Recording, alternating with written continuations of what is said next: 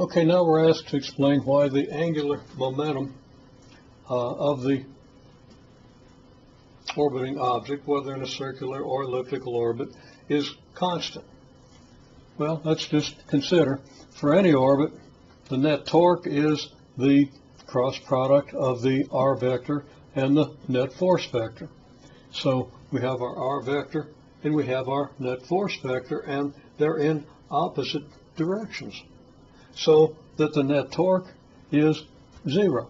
So what we say here is, when I say they're in opposite directions, of course the r vector goes out here and the net force goes back toward the center. They're both radial. F net is radial and r, of course, is your radial vector. So the angle between these turns out to be 180 degrees, not 0 degrees, but the sine of that angle is 0, making the cross product 0. So F net is radial, r is radial, so tau net is equal to 0. Net torque is equal to 0. Now, of course, we know that the change in angular momentum is the change in I omega, and that's equal to tau net delta t. Okay, the net torque times time, the angular impulse, net torque multiplied by the time interval, is equal to your change in angular momentum. And since net torque is 0, that's 0. There's no change in angular momentum, so angular momentum is constant. Very easy then to conclude that we have constant angular momentum.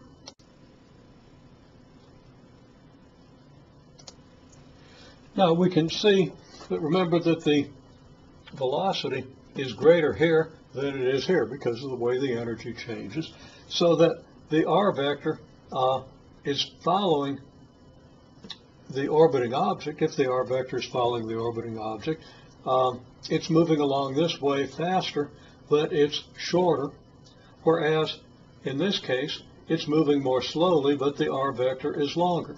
And we want to look at how fast the r vector sweeps out area. So we have a slow motion here, faster and faster here, and slower as we come back out here. We could kind of illustrate that with the idea that in a short time interval, this r vector is going to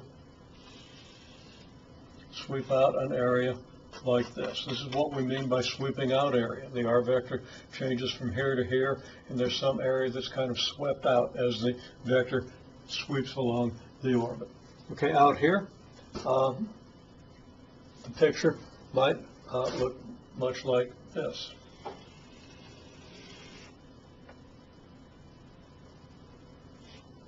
And we have an area being swept out here. Now this triangle is has a greater side length here, but a lesser side length here. So it's kind of thinner and longer than this triangle, again, because we're moving faster here than we're moving here. And if these areas are swept out in equal times, it's very conceivable that this one, being fatter but shorter, has the same area as this one, which is longer but thinner.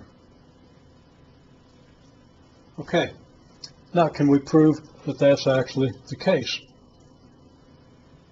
Well, let's consider this. Okay, here's a vector r of t that represents the position vector of the satellite, of the orbit, of the object in the orbit at time t, and then at a later time t. Now that would correspond, for example, if you have an elliptical orbit here, to this picture. Here you've got an r, and here you've got something that's approximately equal to r. Now it's clearly shorter in this picture, but remember, if we use a very small delta t, which we want to do to get the instantaneous rate at which area is being swept out, this one is not going to be much shorter than this one. Okay, well, here's the same picture. We have our r of t plus delta t, and we have a velocity in this direction and a velocity in this direction. The net velocity of the satellite would be here. Okay, so we've got v naught, or v sub theta, and this is the velocity perpendicular to the r vector. And I call it v sub theta because it changes when theta changes. It's the vector that changes with theta. And we have a VR here. This is the component of the velocity of the object. Now there's a flaw in my picture here. We'll fix that in a minute. This is the component of the velocity of the object, which is back toward the planet, or the large mass about which the smaller mass is orbiting. Okay, so this is the velocity parallel to the radial vector, the component of the velocity parallel to the radial vector. Now I want to fix my picture a little bit. This v vector that I've drawn in here is clearly not the result of these two, so I want to fix that.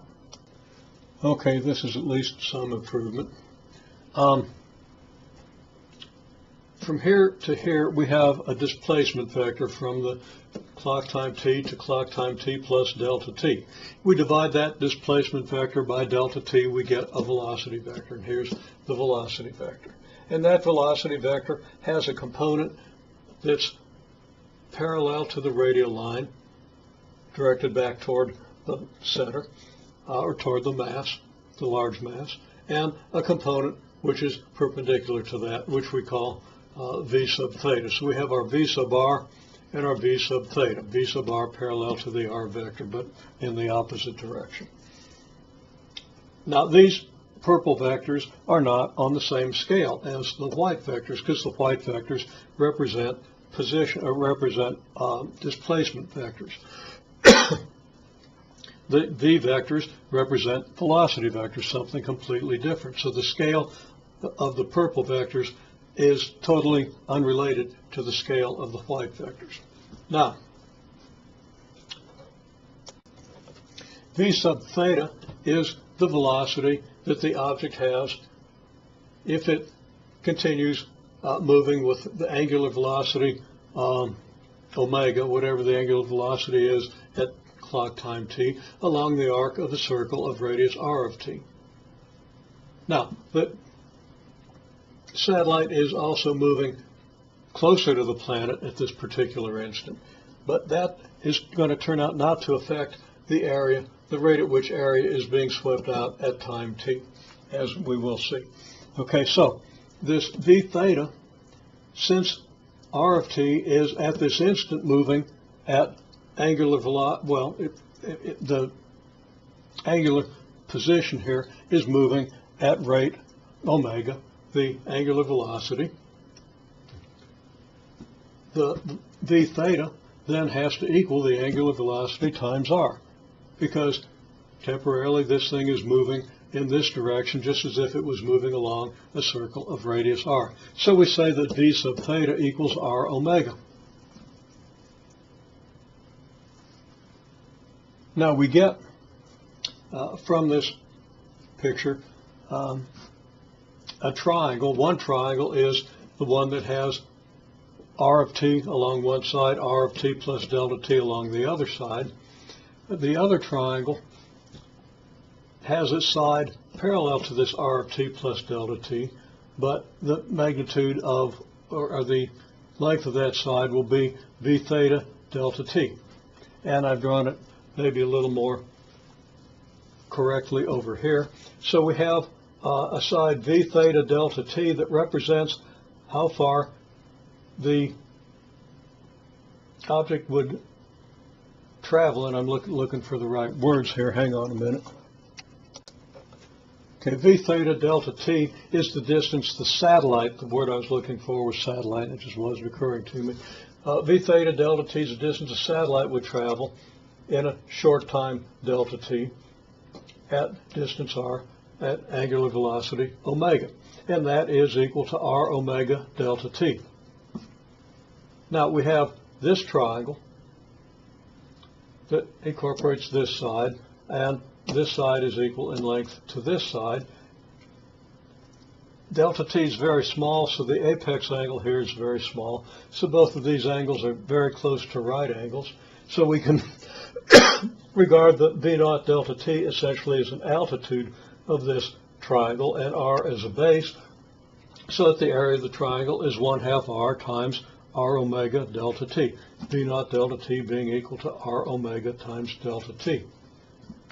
V theta, you got to say V naught, V theta delta T equal R omega delta T, because V theta equals R omega.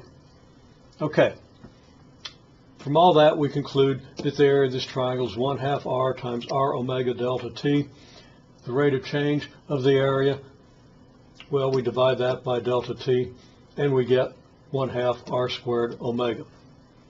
That's the rate at which area is changing. Now, recall that I omega is constant.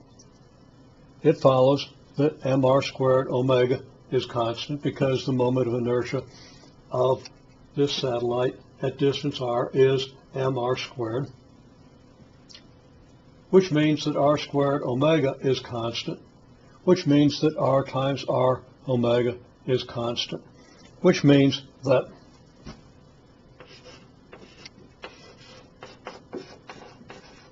R squared omega is constant.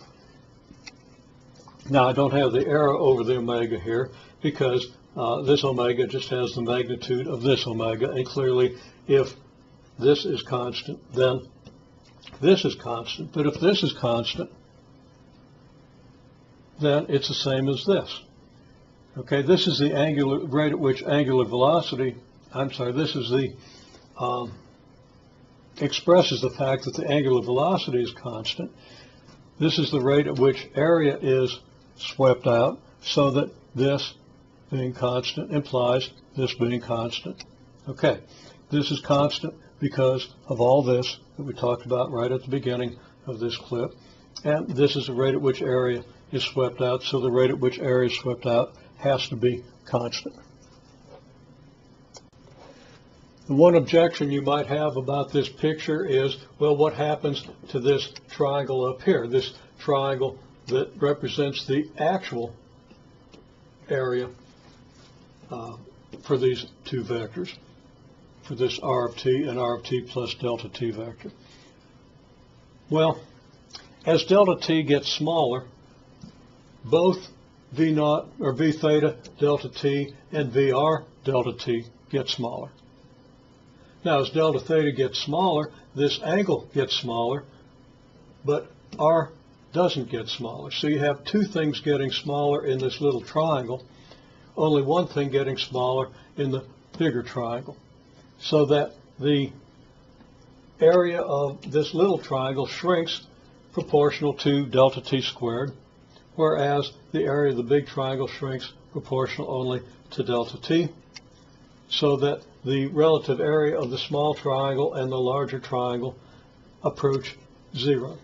The smaller triangle becomes approaches being 0.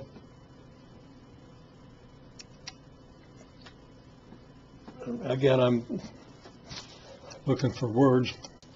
I'm just going to leave it at the area of the small triangle in proportion to the area of the large triangle approaches 0. The small triangle ends up not making any difference. Now, I made a bad decision when I tried to put this in the context of an elliptical orbit, especially at an extreme part of the ellipse. Nothing I said really was incorrect, but it's probably a little convoluted. We just cut through all that with the idea that when you have a radial vector r corresponding to an angular velocity omega, you can get this triangle that has length r on this side, length r omega delta t on this side, and the area of that triangle is the approximate area swept out. And as delta t approaches 0, this becomes exactly the area swept out, and that area is 1/2 r squared omega delta t, the approximate area.